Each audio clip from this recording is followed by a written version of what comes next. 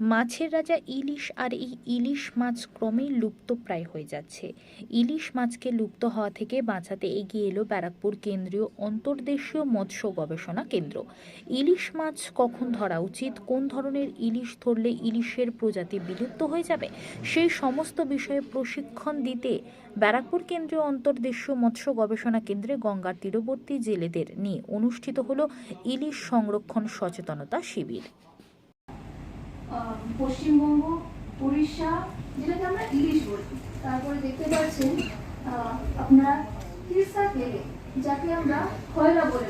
ইলিশ মাছের বিতরণ স্থানীয় ও আন্তর্জাতিক ম্যাপে আপনারা দেখতে পাচ্ছেন প্রধানত গঙ্গা, পদ্মা এবং মেঘনা নদীতে পাওয়া যায় আমাদের ইলিশ। বঙ্গোপসাগরে বিস্তৃত আমাদের এই ইলিশটি অভিপ্রায় মৌসুমে নদীতে আগমন করে। ইলিশ মাছ আমরা জানি এটা বাংলাদেশের জাতীয় মাছ। ভারতের পশ্চিমবঙ্গ, উড়িষ্যা আর স্থানীয় ও অর্থনৈতিক ও সামাজিক আমরা প্রভাব দেখতে পাই। সমুদ্র থেকে নদীতে আগমন করে ইলিশ মাছ সাধারণত সমুদ্র বা মোহনায় থাকে। প্রজনন ঋতু আসার এবং ধীরে ধীরে বড় হয়ে সাগরের দিকে ফিরে যায়। বাচ্চারা যখন তারা আমাদের সিফরি এখানে এক হিলসা কনজারভেশন জন্য जो गंगा तीरे मछुआरे जो गंगा तीरे जो मछुआरे भाई আছে ওনাদের কাছে হিলসা কনজারভেশন শামিল হবে। ওনাদের জন্য আজকে একটা সেন্সিটাইজেশন প্রোগ্রাম আছে।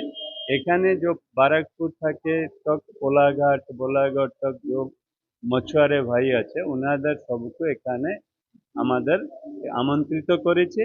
আর ওনাদের জন্য একটা কনজারভেশন জন্য কেমন করতে পারবে, জিরো মেশ বন্ধ করবে, কোকাইল পকড়বে নেই, ওনাদের জন্য এই কাজটা চলছে। আর এই কাজক্রমের জন্য সবাই আপনার দেখছে কত ফিশারম্যান আসছে, সকলকে আমাদের সেন্সিটাইজেশন করেছে। আর আমাদের যে প্রোগ্রাম চলছে নমামি গঙ্গা প্রোগ্রাম চলছে ফারাক্কা থেকে কি বাকি স্যাম্পলিং হিলসার জন্য, ওনাদের জন্য কি কাজটা আমাদের এখন করেছে ডেভেলপমেন্ট কি হচ্ছে। ফারাক্কা অপস্ট্রিম রাঞ্চিং এর জন্য এখন মাছ আমরা उत्तर प्रदेश तक माइग्रेशन করেছে। তো এখানে ব্রিডিং প্রোগ্রাম করেছে ও বাচ্চার জন্য কেমন আমাদের আগে বড়েছে ওনাদের জন্য সেন্সিটাইজেশন করেছে।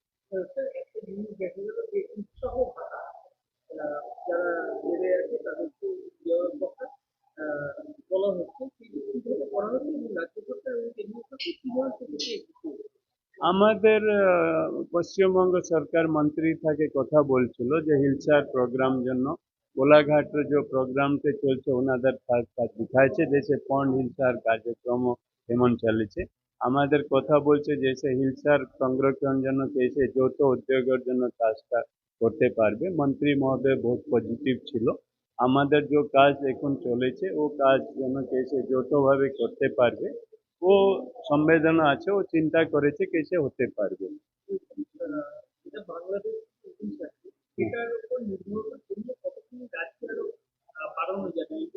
ये तो আমাদের চেষ্টা করেছে রাজ্য সরকারকে এক ব্লুপ্রিন্ট তৈরি করতে হবে। যখন আমাদের অত হিসাব যত আসছিল বাংলাদেশে থেকে ও আমাদের কেসে সাস্টেনেবল হতে পারবে। আমাদের যে হুগলি মাটলা এস্টুরি এখানে বাকি নদী থেকে হিলসা আছে वो छोटा हिलसा को जो कैच करना बंद করে দেবে, তখন ये प्रोग्राम आहिस्ते आहिस्ते आगामी 8-10 साल में আমাদের স্বাবলম্বী হতে পারবে।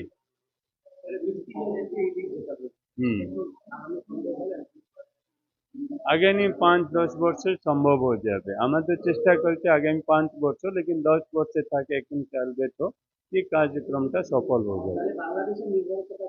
বাংলাদেশের নির্ভরতা কম হয়ে যাবে।